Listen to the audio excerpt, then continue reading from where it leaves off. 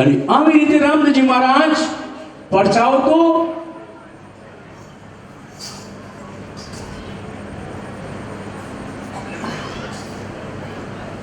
અપરંપાર આપે, પણ એની સાથે સમાજને સાચું જીવન જીવવા માટેની એક સાચી દિશા બતાવી, આત્મકલ્યાણની સાધના બતાવી અને જીવન સુખી અને સમૃદ્ધિ અને ભક્તિ ભાવનું કેમ બને એ રામદેવજી મહારાજે સમાજને એક જ્ઞાન આપ્યું છે કે હે જીવ, કે દિન જનો પર દયા રાખજે. દિન ઉપર દયા રાખવાની જગ્યાએ આજે દીનતાને તો દબાવેલો, પણ એને ખબર નથી કે આમાં તારો રામ રહેલો છે. એને દબાવવાથી ક્યાંક હું દબાઈ જઈશ બાપ. આ રામદેવજી મહારાજની વાણી છે કે દિન જનો પર દયા રાખવી અને પર દુખે જેનું અંતર દુભાય. પર દુખે એક તો દિન એટલે દુખી માણસ ઉપર જેના જીવનમાં કંઈક જરૂરિયાતો છે, કંઈક ત્રુટી છે. કોકને અન્નની ત્રુટી છે, કોકને ધનની ત્રુટી છે, કોકને વસ્ત્રની ત્રુટી છે, યા તો જે કોઈ હોય તે. અને તારાથી જો કોક સેવા બનતી હોય તો હે જીવ, તું આ સમાજની દીનજનોની સેવા કરજે. કોકના આંસુ લૂછજે, કોક દુખી જીવને તું દિલાસો બનીને રહેજે, કોકનો આધાર કે આશરો બનીને રહેજે. પણ તારી પાસે ગમે તેટલી ધન આવે, તારી પાસે ગમે તેટલું બળ આવે, તારી પાસે ગમે તેટલી શક્તિ આવે, કદાચ રાજ રજવાડું તારી પાસે આવી જાય, પણ જીવનમાં અહમ કોઈ દિવસ કરીશ નહીં. અને અહમ કર્યો એટલે માનજે કે તારું પતન તૈયાર છે. એટલે હંમેશા અહંકાર જે છે ને એ પતનનું મૂળ છે. દિન જનો પર દયા રાખવી, પર દુખી જનો દિલ દુભાય. નિષ્કામ ભાવે જે ભક્તિ કરે એ સાચા મહાધર્મી કહેવાય. ભક્તિ કેવી બતાવે છે? નિષ્કામી, નિષ્કામ ભક્તિ.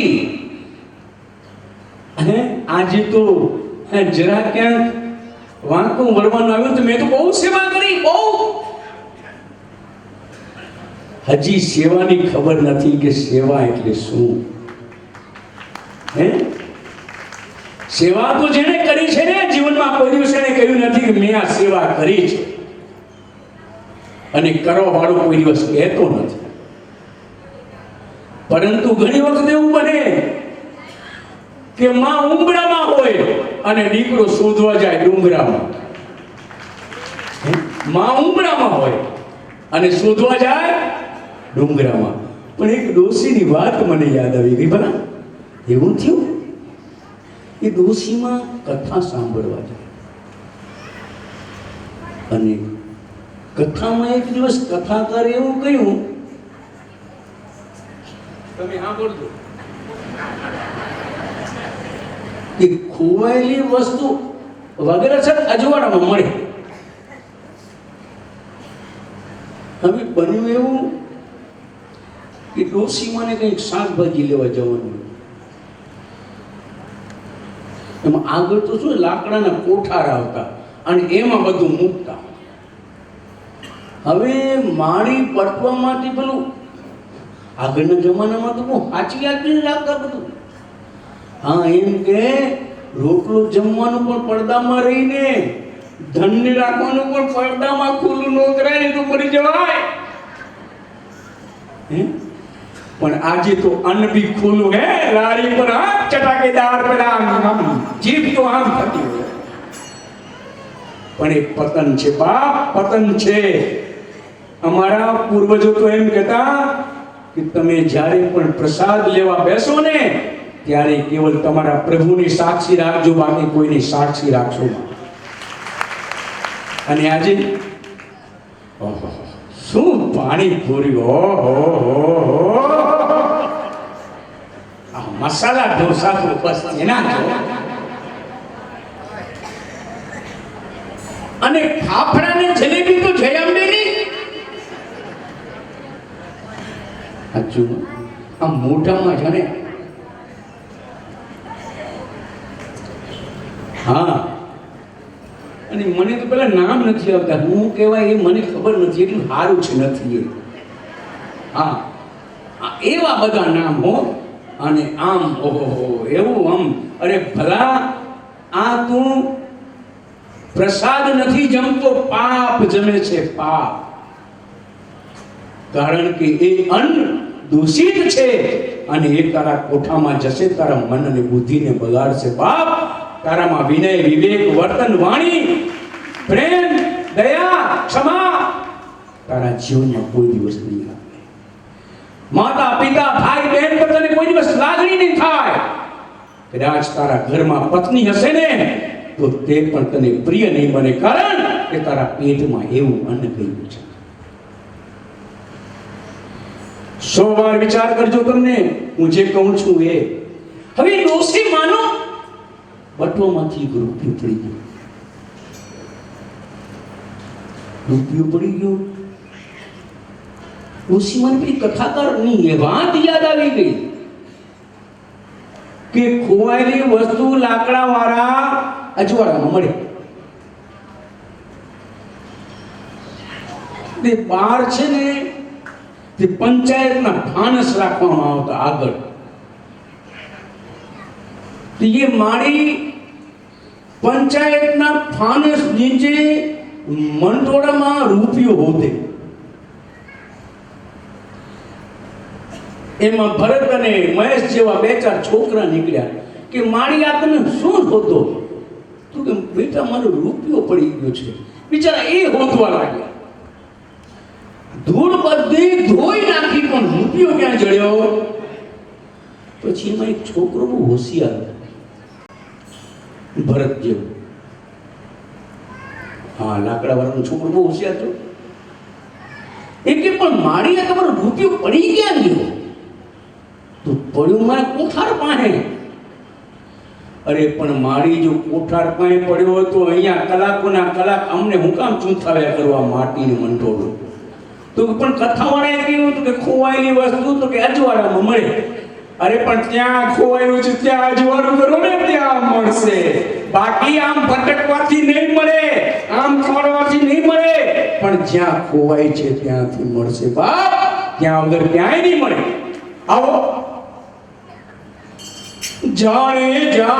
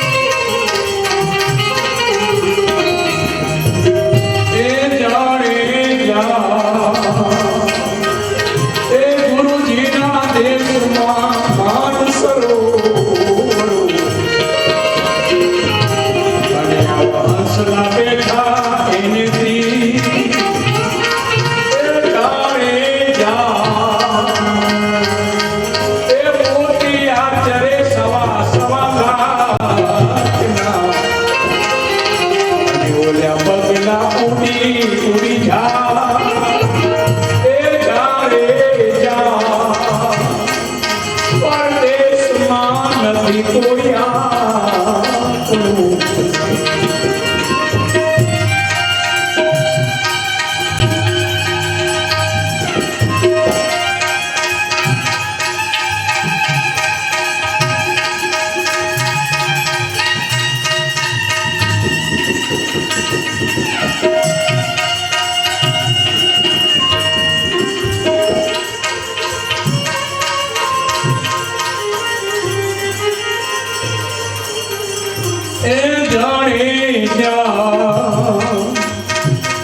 આપણે જઈએ આપણા લક્ષ્મણ ગુરુજીના દેશમાં.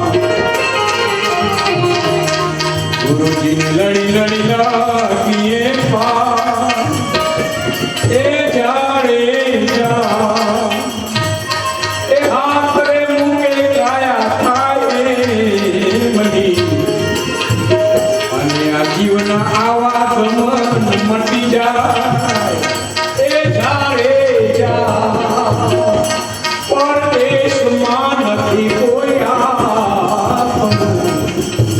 અને પરદેશી હારે ન હોય પ્રીત.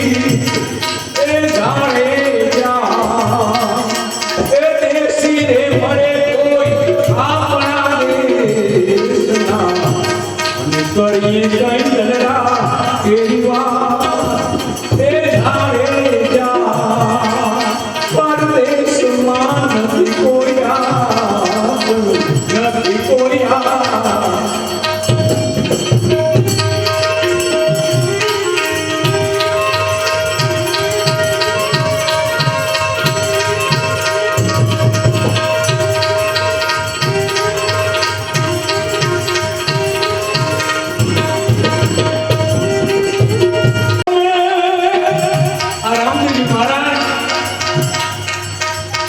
સમાજની વાત કરી છે અને આવી જ વાત સતી તોરલે પણ કહી છે.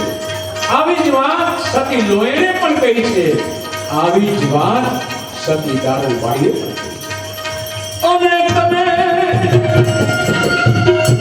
વિશ્વાસ નરની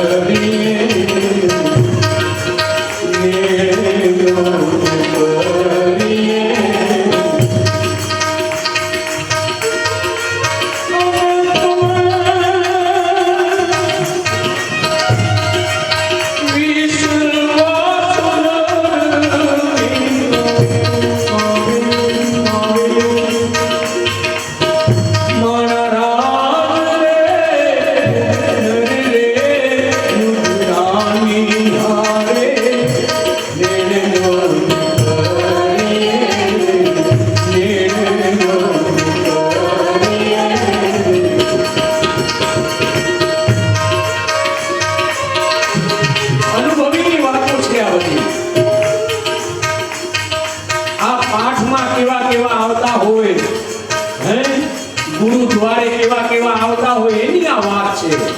અને આ મહાપુરુષે વાત કરી છે.